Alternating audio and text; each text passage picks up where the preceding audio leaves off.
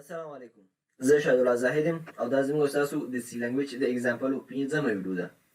ملګرو نن به په داسې اگزامپل باندې کار وکړو چې څنګه کولی شو موږ هغه عدد پرنټ کړو چې هغه ټول موږ سره تاق عدد دي، یا څنګه کولی شو چې هغه عددونه موږ پرنټ کړو چې هغه موږ سره ټول جفت عددونه وي. نو د دې لپاره به څه کوو؟ راځو لومړی موږ لیکو structure of C language. موږ سره structure of C language څه شی دی؟ هیش include stdio.h دا موږ سره structure of C language دی او دا چې موږ سره مین فنکشن چې هم پکې شامل دی. او دا اوس موږ سره څه شی شو؟ structure of C language.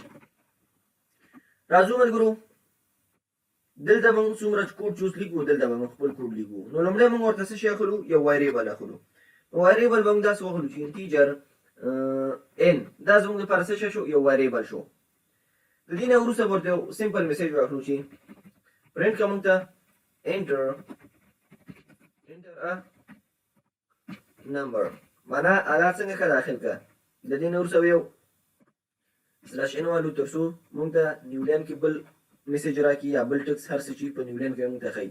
د دې نه وروسته اوس راځو ملګرو د انټر نمبر دپاره موږ ورته څه شی والو؟ سکانپ واخلو. په دې خاطر چې دلته موږ دې n ته ویلیو نه ده اچولی سټیټیک، نو موږ به ویلیو ډاینامیک اخلو. نو هر کله چې موږ ډاینامیک ویلیو اخلو نو بیا موږ څه شي نه کار اخلو؟ سکانپ نه. خاص سکانپ کې د انټیجر لپاره موږ ورته څه شی اخلو؟ فارمټ سپیسیفایر % d او دلته ورته اخلو اډرس اف څه شی؟ اډرس اف n. اوس دا موږ سره مکمل شو. ستاسو یو ملګري ماته عکس هم رالیږلو ملګرو. عموما ګورئ فکر مې هغې کې چې دی په دې سکانپ کې چې دی د اډرس اساین چې دی د کومه نښه چې ده چې وریبل ادرس موږ پکې سټور کوو دا یې نه و اخیستی. ماته وایي چې استاذه په دې کې څه مشکل دی؟ نو عموما ملګرو د پرنټیپ او سکانپ عمده فرق چې یو همدا دی چې موږ په هغه کې څه شی دی دغه د ادرس کومه نښه چې دی علامه دا موږ په پرنټیپ کې نه اخلو، یوازې په سکانپ کې اخلو. ښه خو هلته موږ لیست اف ویریبل لرو او دلته هم موږ لیست اف ویریبل لرو. خو هلته چې دی یوازې موږ به ویریبل لیکو او دلته به ورسره د ادرس علامې هم لیکو. اوس راځو ملګرو د دې نه وروسته موږ یو لوپ اخلو. لوپ واخلو، یو فار لوپ موږ اخلو او د دې په منځ کې داسې یو کنډیشن موږ ورته ورکړو چې آی مساوي کېږي 0. اوس ملګرو دا موږ سره فعل حال ایرر دی، ولې چې آی موږ سره څه شی دی؟ ویریبل نه دی. نو دا ستاسو خپله خوښه چې دلته ورته آی ورکوئ داسې هم صحیح دی، او که دا چېرته نه اخلئ نو دلته څه شی وکړئ؟ انټیجر ورته ولیکئ داسې چې انټیجر آی مساوي کېږي 0. نو دا اوس ستاسو خپله خوښه ده. زه راځم د انټیجر نه اخلم، هملته صحیح شو انټیجر آی او ان مې دوه دانې وریبل واخلئ. د دې نه وروسته به زه بیا واخلم چې آی به کوچنی او مساوي د څه شي سره وي؟ ان سره. آی به کوچنی او مساوي د ان سره وي او ورپسې چې دی آی پلس پلس. خو موږ سره آی څنګه کوو؟ یو یو انکریمنټ کوه.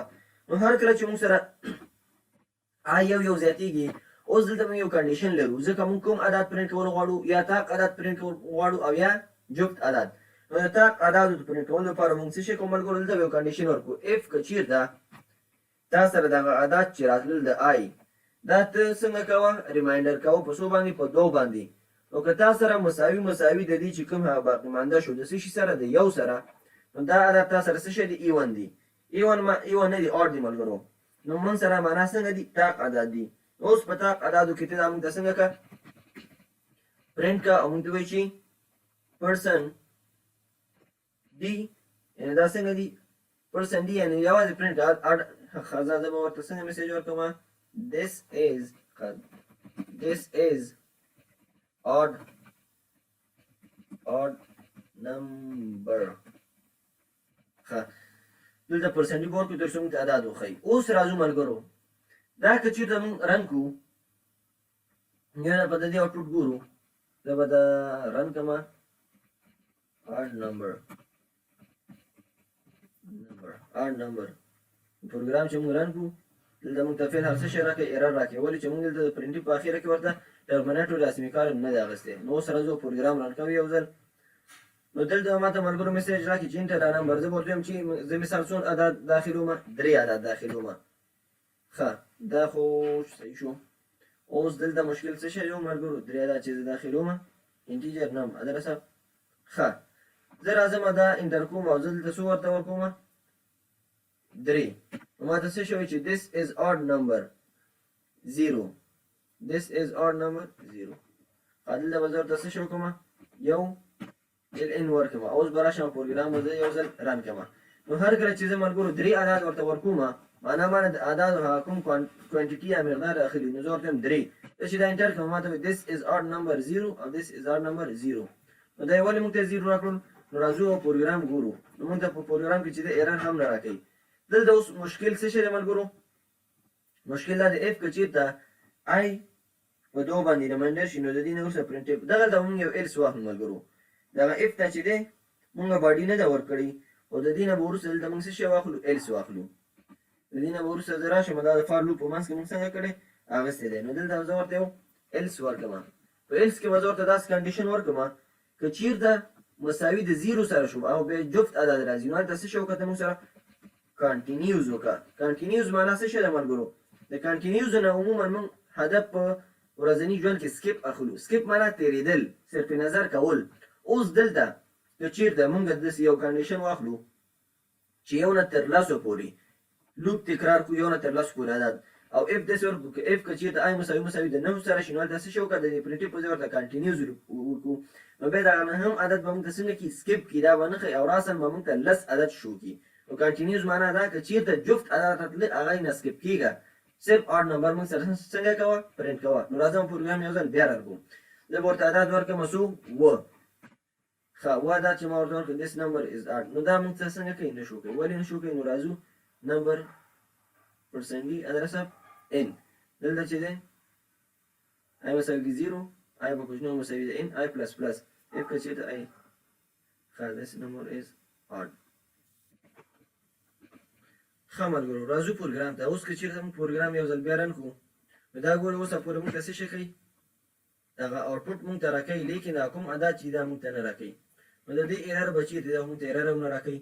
نو تاسو چې هر کله یو پروګرام لیکئ هغه ښه په سوچ فکر او غور سره لیکئ. دلته که فکر مو وي دا ایرر تاسو یو د په ځان سره پیدا کړئ او که تاسو نشئ پیدا کړئ راځئ زه یې درته پیدا کوم.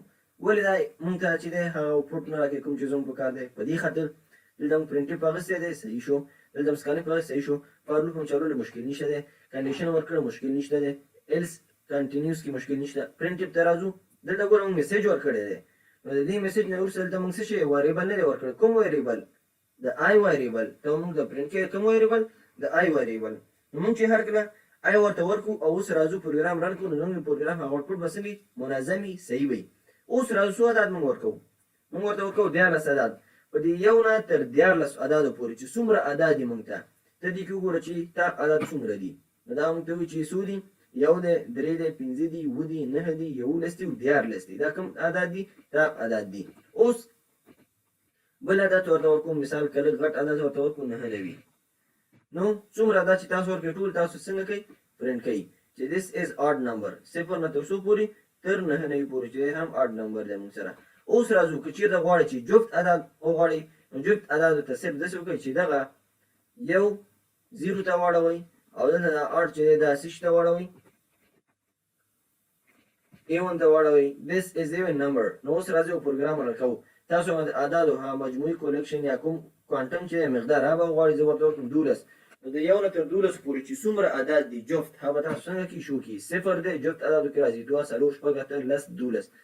نو دا اوس زموږ او ستاسو 5م لیکچر یا 5م اگزامپل چې څنګه کولی شو موږ په سی لنګویج کې داسې یو اگزامپل جوړ کړو چې هغه موږ ته هم ایون نمبر یعنې جفت عدد او هم موږ سره آډ نمبر یعنې تاخ عدد وښایي. نو که څه پوښتنه لرئ ملګرو په کامنټ کې مو خپل نظر پرېږدئ او زموږ یوټیوب چینل کې چېرې تاسو نه سبسکرایب کړئ مهرباني وکړئ زموږ یوټیوب چینل شاهد رضایت په نوم باندې دی دا سبسکرایب کړئ او هم دا ویډیوګانې د خپلو ملګرو او همصنفیانو سره شیر کړئ. مننه ملګرو. رب مو خوشحاله او کامیابه